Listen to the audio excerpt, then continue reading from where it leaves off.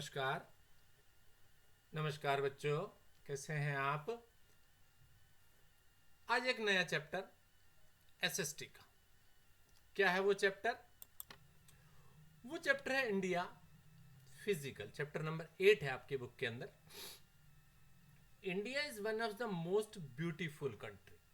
भारत एक बहुत ही सुंदर देश है ऑफ द वर्ल्ड, संसार में। It has one of the oldest civilization and rich culture heritage. ठीक है, ये बहुत ही प्राचीन सभ्यता है और कल्चर हेरिटेज और बहुत सारी पुरानी पुरानी विरासत भी यहाँ पर उपस्थित है। The population of India is over 1 billion. Bharat की जो जनसंख्या है वो 1 अरब 30 करोड़ है। 1 बिलियन लिखा वैसे, लेकिन इससे भी ज्यादा हो गई है population. India ranks as the 7th largest country in the world. Bharat जो है पूरे संसार के अंदर साइज के हिसाब से 7वां स्थान है and the second most populated country in the world. और संसार में यहाँ की जो जनसंख्या है वो दूसरे स्थान पर है। सबसे ज्यादा पॉपुलेशन वाला जो देश है वो चाइना है और उसके बाद भारत की जनसंख्या आती है। ठीक है बच्चों, राइट। तो अब कहते हैं land surface of India. Bharat का लैंड सरफेस। लैंड सरफेस का मतलब क्या हुआ कि यहाँ की भूमि के बारे में हम बात करें कि यहाँ की जो भूमि है वो भूमि वाला भाग वो किस तरह का यहाँ पर है। कहते हैं India is the big country. It extends from 3214 kilometre from north to south.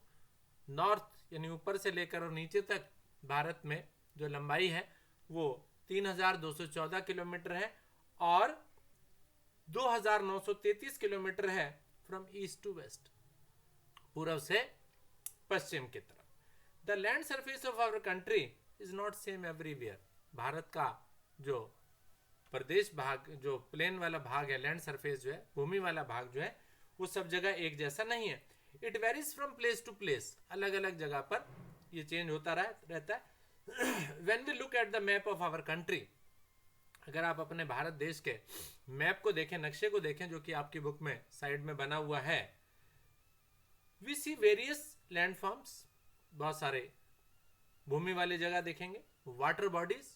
Water bodies का मतलब पानी वाली, जैसे नदियां हो गई, झीलें हो गई, तालाब हो गए, समुद्र हो गए। Shown different ranges of colours. अलग अलग रंगों में दिखाई गई हैं, है ना। आपको दिख रहे हैं पीले रंग का भी बहुत मैदानी भाग है, भूरे रंग का भी है, पिंक कलर भी, ग्रीन भी है। ठीक है ना। तो ये सारे अलग अलग कलर्स जो हैं वो अलग अलग जगहों को, अलग अलग लैंड्स को शो करते हैं। ठीक है। India is one of the very few countries in the world which has so many varieties. Bharat ही एक ऐसा देश है, या बहुत सारे देशों में भारत ही एक ऐसा अनोखा देश है जिस पर इस तरह की वैरायटी पाई जाती है, यानी अलग अलग तरह के लैंड फॉर्म्स यहाँ पर हैं। Our country has mountains. हमारे देश में माउंटेन्स हैं। प्लेन्स का मतलब मैदानी भाग है। डेजर्ट यानी रेतीले मरुस्थल वाले भाग हैं। थिक फॉरेस्ट, घने जंगल भी हैं। एंड लॉन्ग कोस्टल लाइंस, और समुद्र वाली भाग भी है। ठीक है। Beautiful beaches and many reverse. बहुत सुंदर सुंदर बीच है ना। बीच किसे कहते हैं? समुद्र के किनारे जो जगह होती है उसे बीच कहा जाता है। और साथ ही साथ बहुत सारी नदियां भी भारत के अंदर बहती हैं। ठीक है। Let us read about the main physical divisions of India. आइए भारत के मेन फिजिकल डिविजन्स की बात करते हैं। The northern mountains.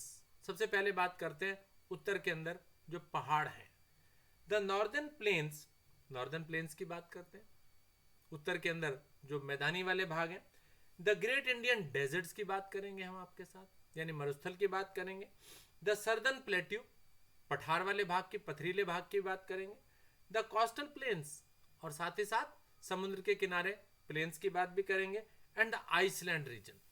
और आइसलैंड रीजन अर्थात जो आइसलैंड जो है टापू वाले भाग, जो कि चारों तरफ पानी से घिरे हुए भाग हैं, वो भी भारत का पार्ट है। उनके बारे में भी हम आपसे इस चैप्टर के अंदर बात करने वाले हैं।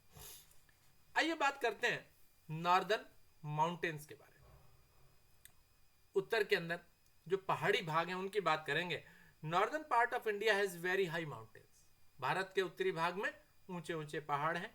The world's highest mountain range called Himalayas is located here.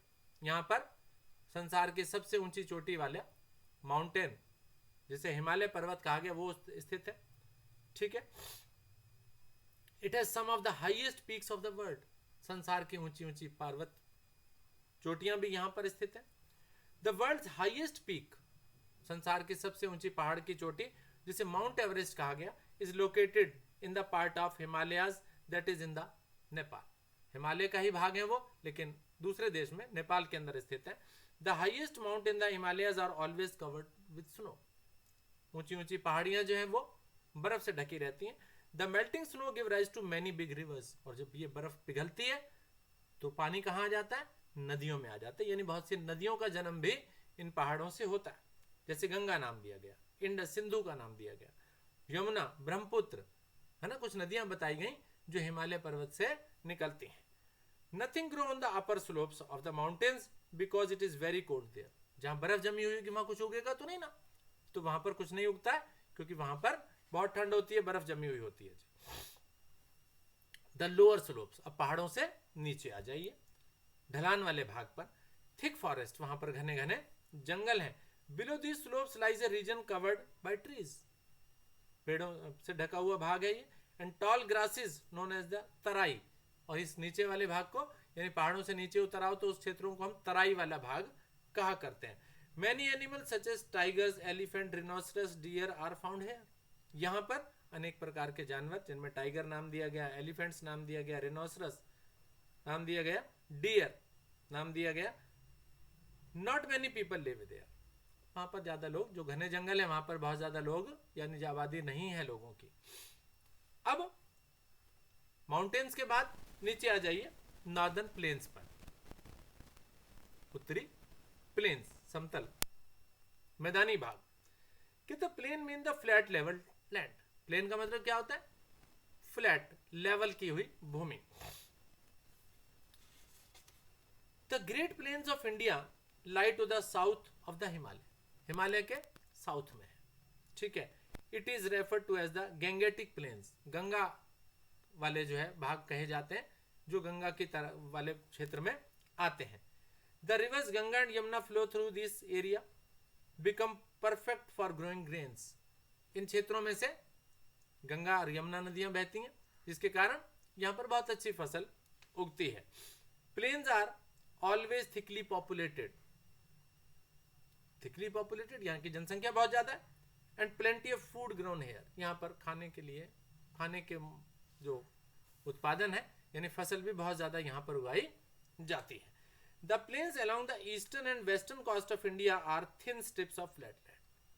अगर हम ईस्टर्न और वेस्टर्न कोस्ट लाइन की बात करें, यानी समुद्र के किनारे वाले भारत की बात करें तो ये थोड़ी सी thin strip of flat land है। यहाँ पर मैदानी है लेकिन थिन स्ट्रिप है, थिन का मतलब थोड़ा सा पतला।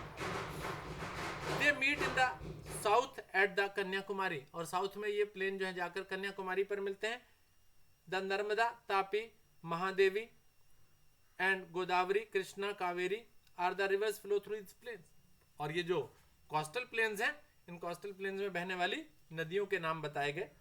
Then they fall into the sea, और ये फिर नदियां कहां जाकर के गिर जाती हैं, मिल जाती हैं, समुद्र के पानी के अंदर जाकर के ये मिल जाया करती हैं।